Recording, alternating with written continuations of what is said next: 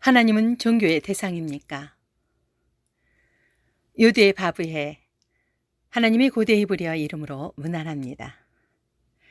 새벽이 끝나지도 않았지만 조금 후에 미명이 어둠을 이겨 나오고 그 밝음으로 생명체가 활발히 움직일 것입니다. 그것을 보시며 창조주께서 보시기에 좋았더라 고 하셨습니다. 인간의 능력으로는 이러한 능력을 보여주기 힘들고 그저 신의 위대함 속에 잠시 살아가는 피조물입니다. 이 크고 위대한 자연의 움직임이 마치 구구단처럼 정확하게 움직이는 걸 보면 인간으로서의 한계에 직면하게 되고 눈에 보이지 않는 위대하고 절대적인 어떠한 힘이 있다는 것을 느끼게 됩니다. 그것을 헬레니즘 문화에서는 로고스라고 했습니다. 어떠한 신적인 존재가 있는데 이렇게 불렀습니다. 요드의 바브해. 히브리어에서 정확한 하나님의 이름입니다. 인간의 역사 속에서 주체적으로 활동을 하셨지만 이방 민족들은 막연히 신의 존재를 느끼고 그분에 대한 정보도 없고 가르쳐주는 스승이 없으니 그들 스스로 그들의 하나님을 만들어냅니다.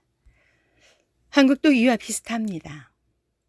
우리가 흔히 말하는 유교, 불교가 종교라고 한다면서 정확하지는 않지만 어떠한 신의 세계를 보여주고 싶은 열망에 어떠한 형상이든 어떠한 가르침으로 만들어지는 것을 종교라고 합니다. 그 종교를 통해서 삶을 의지하고 기대하며 다음 생에 내세의 꿈을 꾸는 나약한 존재가 인간입니다.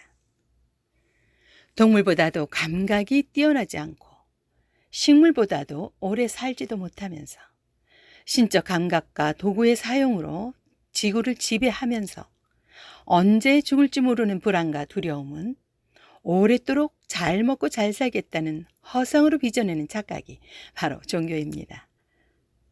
그에 맞춰 종교가 시대와 민족에 맞게 생성되고 발전해 왔습니다.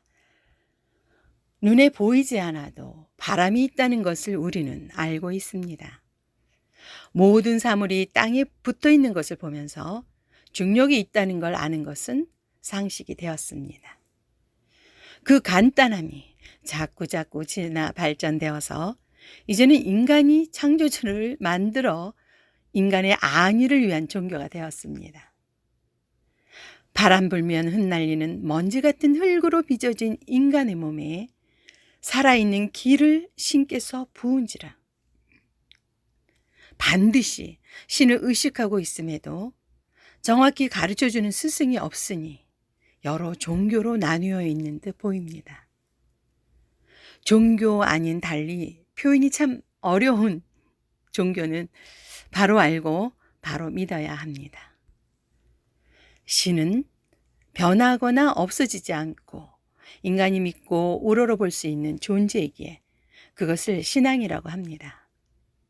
신앙은 나도 바로 서고 남들도 바로 서게 하기 위해서 그 어떤 힘에 의해서 내려오며 또 그것을 잘 전해야 하는데 신이 만드신 아름다운 세계에서 욕심이 생기고 죄가 생기면 여기가 지옥이 되는 것입니다. 종교인들 중에 혹시라도 선한 사람을 본 적이 있습니까? 그들에게 전상의 비밀을 전해들은 적은 있습니까? 요즘은 신을 갈망하는 신앙은 없어지고 하나님의 마음을 떠난 종교 놀이가 대세를 이루고 있음을 봅니다. 많은 사람이 인정하는 것이 대체로 바르다고 할 수 있겠지만 그러나 신앙이나 진리는 다수의 이익을 위해서 사용되지 않습니다. 그것은 땅속 깊이 묻혀진 금 항아리와도 같아서 발견하기가 여간 쉽지가 않기 때문입니다. 여러분의 머리 위에 앉은 자들이 여러분의 영혼을 사랑하기보다 여러분의 주머니에 들어있는 돈과 노동력을 이용하려는지 분별하셔야만 합니다. 그들은 종교를 만들어서 양의 탈을 쓰고 여러분을 지옥으로 인도하는 어둠의 무리일 뿐입니다. 진리는 밝아야 하는 빛입니다. 진리는 살아있는 말이어야 합니다.